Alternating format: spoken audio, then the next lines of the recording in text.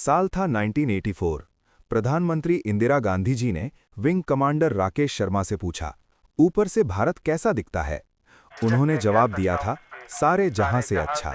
वो पल हर इंडियन के लिए गर्व का पल था। लेकिन दोस्तों, उस वक्त रॉकेट रशिया का था, टेक्नोलॉजी रशिया की थी और मिशन भी उन्हीं का था। लेकिन अब 40 साल बाद इतिहास बदलने जा रहा है।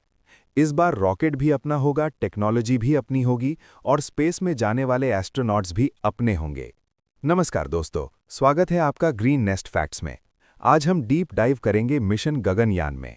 आखिर कैसे इसरो हमारे एस्ट्रोनॉट्स को जिंदा स्पेस में भेजेगा और वापस लाएगा। चलिए स्टेप बाय स्टेप समझते हैं। सबसे पहले ये समझ लीजिए कि गगनयान सिर्फ एक रॉकेट नहीं है, ये भारत का पहला ह्यूमन स्पेस फ्लाइट मिशन है।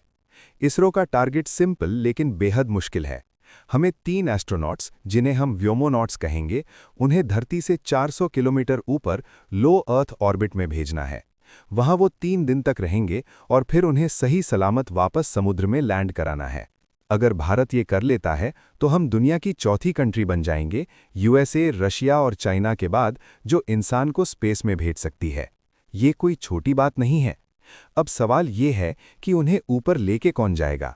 मिलिए LVM-3 से, जिसे इसरो प्यार से बाहुबली बुलाता है। ये इसरो का सबसे पावरफुल रॉकेट है, जिसने चंद्रयान-3 को भी लॉन्च किया था। लेकिन दोस्तों, सैटेलाइट भेजना और इंसान को भेजना जमीन आसमान का फर्क है। सैटेलाइट की जान नहीं होती, पर इंसान की होती है। इसलिए इस रॉकेट को ह्यूमन रेटेड बनाया गया है। मतलब इसमें ऐसे सेंसर्स लगे हैं जो खतरा महसूस होते ही एक्शन लेंगे। यहाँ एक कमाल की टेक्नोलॉजी यूज हो रही है, क्रू एस्केप सिस्टम। इमेजिन कीजिए, लॉन्च के वक्त अगर रॉकेट में आग लग जाए या रास्ता भटक जाए तो क्या होगा।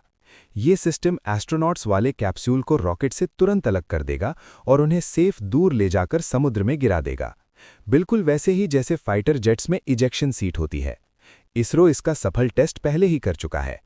लॉन्च के ठीक 16 मिनट बाद रॉकेट अलग हो जाएगा और हमारे व्योमोनॉट्स पहुंच जाएंगे स्पेस में। अगले 3 दिन तक वो धरती के चक्कर लगाएंगे, हर 90 मिनट में एक चक्कर। मतलब वो एक दिन में 16 बार सूरज उगते और डूबते हुए देखेंगे। वहां वो माइक्रोग्रेविटी एक्सपेरिमेंट्स करेंगे। लेकिन उनके साथ एक स्पेशल साथी भी हो सकती है, व्योम मित्र। ये एक ह्यूमनॉइड रोबोट है जो इंसानों से पहले जाएगी, ताकि ये चेक किया जा सके कि स्पेस का असर ह्यूमन बॉडी पर कैसा होता है। लेकिन दोस्तों, पिक्चर अभी बाकी है। स्पेस में जाना मुश्किल है, पर वहां से जिंदा वापस आना सबसे खतरनाक है। इस प्रोसेस को कहते हैं री एंट्री। जब ये कैप्सूल वापस धरती के एटमॉस्फेयर में घुसेगा तो इसकी स्पीड होगी लगभग 28,000 किलोमीटर प्रति घंटा। हवा की रगड़ से कैप्सूल के बाहर का टेम्परेचर 2000 डिग्री सेल्सियस तक पहुंच जाएगा। इतनी गर्मी की लोहा भी पिघल जाए तो एस्ट्रोनॉट अंदर कैसे बचेंगे? यहां काम आएगी इसरो की थर्मल शील्ड।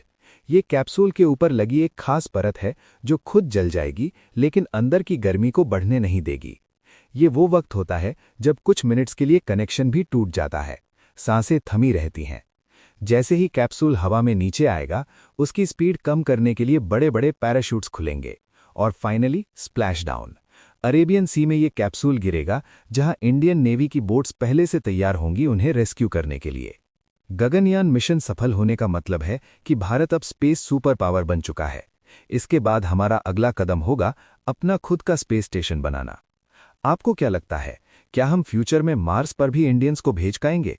कमेंट करके जरूर बताएं। अगर ये वीडियो इन्फॉर्मेटिव लगी हो तो लाइक दबाएं और चैनल को सब्सक्राइब करें। मिलते हैं अगली वीडियो में। जय हिंद।